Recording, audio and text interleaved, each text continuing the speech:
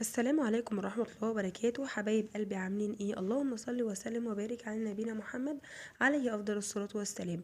معايا النهاردة كده شوية رز بلبن، انما ايه في الجون حاجة كده بسم الله ما شاء الله. لا تقولي لي بقى بلبن ولا الملكي ولا الكلام ده كله. هتطلعي من الفيديو ده عارفة كل اسرار الرز بلبن بتاع المحلات. اول حاجة هنسمي الله على النار، معايا 4 كوبايات من المية. غليتهم. اول ما يغلوا انا جايبه كوبايه من الرز، منقوع، مغسول ومنقوع حوالي 10 دقايق. وهبدا اسلق الرز ده 3/4 سلقه زي ما انتوا شايفين كده. طبعا ايديا فيه عشان ما يلزقش في قعر الحله ويبقى مش كويس. كده بدا الرز هنا يستوى معايا 3/4 تسويه زي ما انتوا شايفين.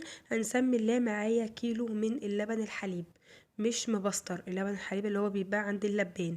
ده بيبقى بخيره وحلو جدا، بيعمل طعم في الرز بلبن، بيبقى بسم الله ما شاء الله جميل جدا. طبعا هنقلب تقليبتين كده زي ما انتوا شايفين كده. حبايب قلبي معايا كوبايه من السكر. طبعا الكوبايه اللي بعاير بيها الميه هي اللي بعاير بيها الرز، هي اللي بعاير بيها السكر. هدي تقلبتين خفاف كده. معايا طبعا نص عود من القرفة، وبيدي طعم رائع جدا. معايا ظرفين من الفانيليا. القرفة يا جماعة اللي عايز يستغني عنها عادي، مفيش اي مشكلة، لكن هي بتدي طعم حلو جدا جدا يا جماعة في رز بلبن، بتدي طعم خفيف كده. ده السر بقى بتاع المحلات يا حبايب قلبي، الكريم شانتيه. هو ده السر بتاع المحلات اللي بيخلي الرز بلبن طعمه خرافة زي ما بنجيبه من بره بالظبط.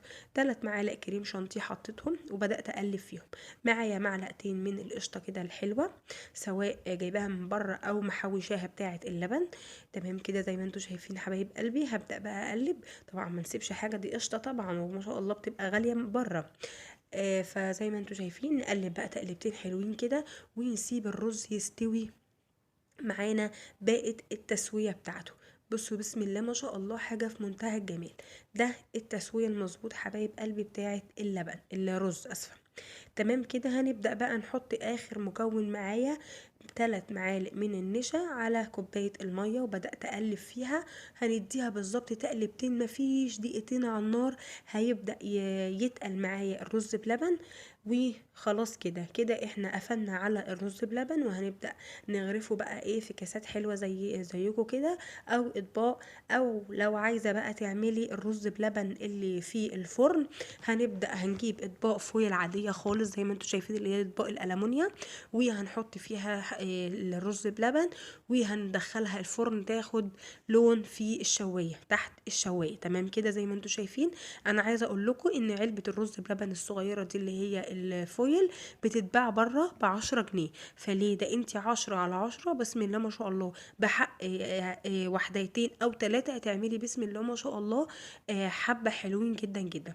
طب انا لو عايزه مثلا الرز بلبن بتاعي يكرمش، هخليه يهدى خالص وهدخله التلاجة لحد تاني يوم، هيطلع بسم الله ما شاء الله حاجة في منتهى الكمال.